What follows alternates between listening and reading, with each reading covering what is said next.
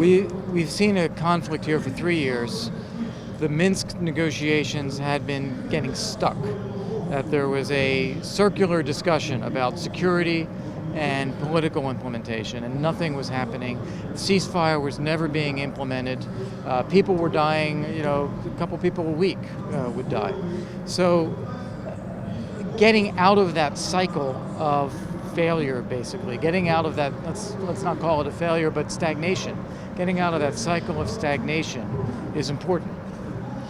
A peacekeeping force, if there were one, that had responsibility for the area, instead of Russian forces being there occupying the area, could be a way to provide security for people and provide access for Ukrainian authorities, to provide a space where you can have elections, a space where you can see the implementation of the Minsk agreements. So that's the idea behind a peacekeeping force. It's very interesting that Russia proposed a UN protection force in New York. Up until that point, Russia had not been bringing this up in New York, and in fact it said it didn't like the idea of the UN. So this is a step forward in a way, bringing it up for discussion and bringing it to the Security Council. Now, the terms of the mandate that Russia has proposed, I am concerned, would only deepen the division in Ukraine. It would be along the line of the ceasefire, not throughout the whole area. It would only protect monitors, not people. It would not give access to controlling the Russia-Ukraine border. So there's a lot of obstacles, a lot of problems with the way it was proposed. But it opens a discussion. And I hope that through that dialogue we can talk about the idea of a genuine peacekeeping force, and one that would be focused on security throughout the entire area, one that would control the Ukrainian side of the Ukraine-Russia border, and one that would provide for the cantonment and monitoring of heavy weapons.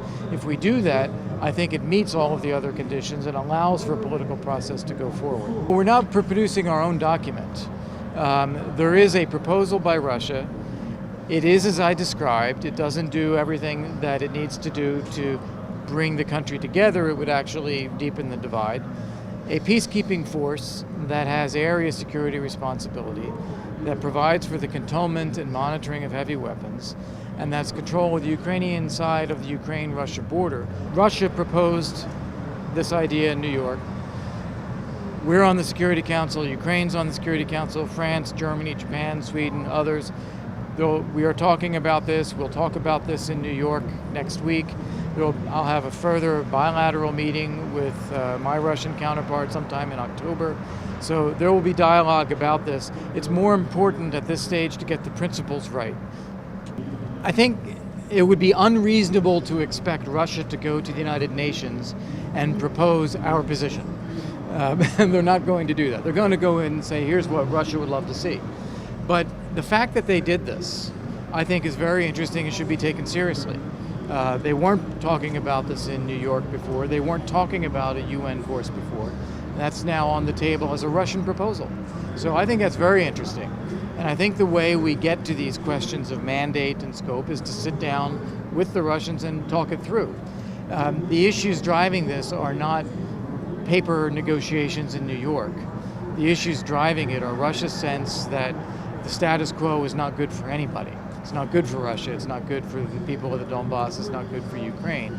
And if we can find a better way forward, let's work to do that. So that's how I think we get to reshaping those discussions about the mandate. We see sanctions, we see questions about security assistance for Ukraine, we see clarity, concern and clarity of information about Russia's role in all of this. President Trump telling President Putin that the U.S.-Russia relationship will not be getting better as long as this issue is not resolved. The worsening diplomatic climate between the U.S. and Russia for other reasons, our embassies and consulates and personnel. So there's a sense that we need to start finding things to build on. So I think all of those things come together to create a climate in which it's actually worth trying to solve this. Maybe one other thing I would add is I think Russia is realizing that its invasion and occupation of part of Ukraine has resulted in a Ukraine that is more unified, more nationalist, more westward looking, more anti-Russian than before. And this is clearly not something Russia intended, and I think it's having to think through how would it like to recalibrate. The topic of my conversations with Mr. Surkov are the restoration of Ukraine's territorial integrity and sovereignty, and safety and security for all Ukrainian citizens, regardless of ethnicity, nationality, or religion. That's what the goal is. And I think that Russia, on paper, subscribes to those goals. The Minsk process says it's restoring Ukraine's territorial integrity and sovereignty. Russia itself talks about the importance of safety for Russian-speaking people. So what we need to talk about is how to do it. We got into this circular discussion in the Normandy and Minsk process. What comes first, security or political process? I'm hoping we can break out of that circular argument. If we did have a peacekeeping force, as we were just discussing, that could create time and space for moving forward on the political steps under Minsk. Ukraine does have responsibilities agreed to under the Minsk agreements about, for instance, elections, about special status, about amnesty, things that the Ukrainian government and the Ukrainian parliament already passed in the past. And I understand that it can't be implemented when Ukraine can't even access this territory. But if we can change this discussion, we have security in the area, we have access into those areas, then Ukraine will have to follow through on those things too, as it said it would. I don't have any doubt about it. I just recognize it couldn't happen until now, or until there is security. But once we have that, I think that would be the follow through. I'd say that there's more on the table now that that we can work with. It creates opportunity. And I hope that we're creative and determined and able to take advantage of it. But there's a lot in play right now. It's something we should work with. Russia's already invaded Ukraine. It's already occupying territory. There's already a hot war going on. What we need to do is stop the conflict, restore the territory to Ukrainian sovereignty, protect all of the people. A peacekeeping force is a potential way to help do that. That's what we need to be doing. So threatening to, that's not threatening, but suggesting that there might be a spread of the conflict elsewhere is really not constructive. We want to be preventing conflict. So that's the first part of it. The second part is that every country has a right to self-defense. And I think Secretary Mattis, when he was here a couple of weeks ago, said it very clearly that a country's defense of its own territory is not a threat to anybody unless that person is an aggressor. So as long as there's no aggressor, there's no threat.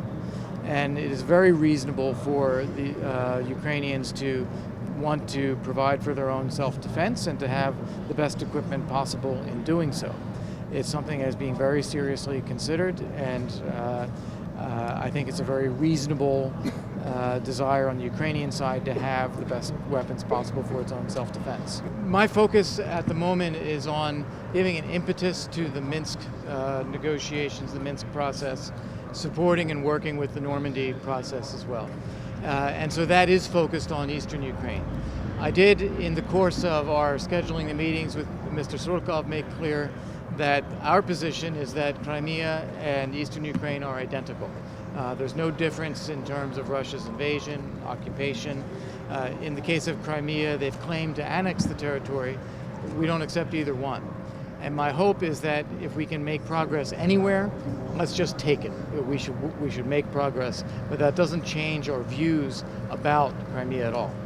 We don't have a format for that right now, like we have the Minsk format. So what I've been tasked to do is to work on giving an impetus to the Minsk process, the Normandy process, to see if we can make progress. But that is different from making any kind of judgment about our view on Crimea. Of course, we have sanctions in place because of the occupation and claimed annexation of Crimea. Of course, those sanctions are not going away. Even if Russia does that, if we are successful in seeing the Donbas restored to Ukrainian sovereignty through whatever mechanisms we develop, sanctions in place because of Crimea remain in place.